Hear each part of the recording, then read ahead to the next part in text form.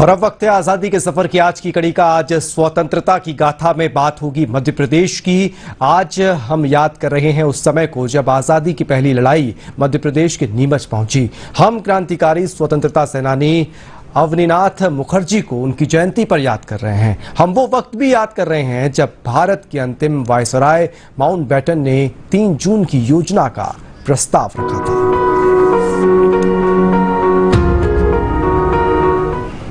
3 जून 1857 को भारत के प्रथम स्वतंत्रता संग्राम की आंच मध्य प्रदेश के नीमच पहुंची और वहां भी सिपाहियों ने ब्रिटिश शासन के विरुद्ध मोर्चा खोल दिया। नीमच में तैनात बंगाली सैनिकों की ब्रिगेड ने बगावत कर दी और दिल्ली की तरफ कूच कर लिया। नीमच धुर दक्षिणी क्षेत्र था जहां स्वतंत्रता की ज्वाला प्रज्वलित हुई। यूरोपीय अधिकारियों ने शहर के किले में शरण ली। बाद में मंदसौर के स्वतंत्रता सेनानियों ने उन्हें बंधक बना लिया, लेकिन मालवा से सेना के आने पर अंग्रेजों ने निश्चिंत होकर शहर को नियंत्रण में कर लिया। ऐतिहासिक रूप से नीमच पहले अजमेर प्रांत का जिला था। मूल रूप से वो उदयपुर रियासत का क्षेत्र था। मेवाड़ के राजा ने ऋण चुकाने के लिए 1768 में नीमच सिंधिया को दे दिया। इसके उपरांत नीमच ग्वालियर रियासत की ब्रिटिश छावनी बन गया। स्वतंत्रता संग्राम शुरू होने के बाद ये शहर मालवा का मुख्यालय बन गया।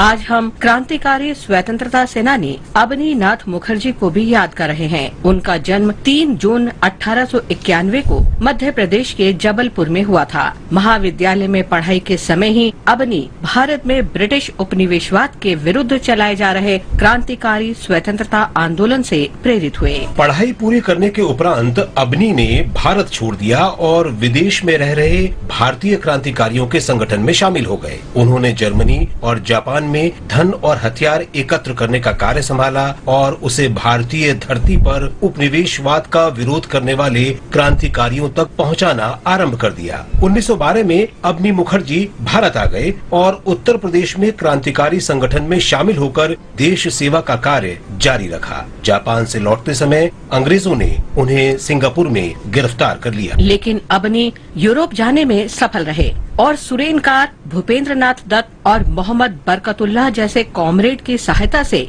बर्लिन में 1922 में इंडियन इंडिपेंडेंस पार्टी स्थापित की। उन्होंने गुप्त रूप से चेन्नई, कोलकाता और ढाका की यात्रा भी की और 1924 तक भारत में रहे। बाद में वो सक्रिय क्रांतिकारी राजनीति से सेवानिवृत्त हो गए और सोवियत संघ चले गए और वहाँ साहित्यिक कार्य में संलग्न हो गए। 28 अक्टूबर 1937 को अवनी का निधन हो गया। इस महान भारतीय को हमारा नमन।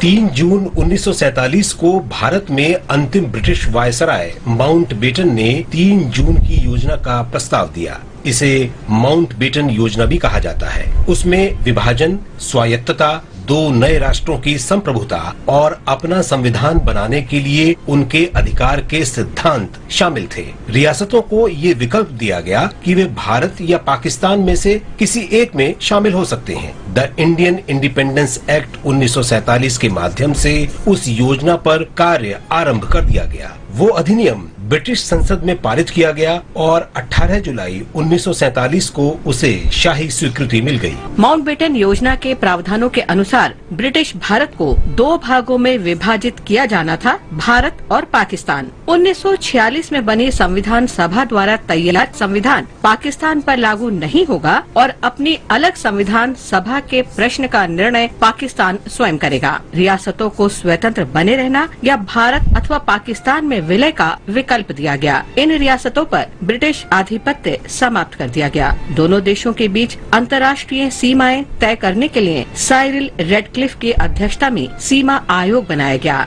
आयोग को बंगाल और पंजाब को 2 नए देशों में चिन्हित करना था। सत्ता के अंतरण की तिथि 15 अगस्त 1947 थी।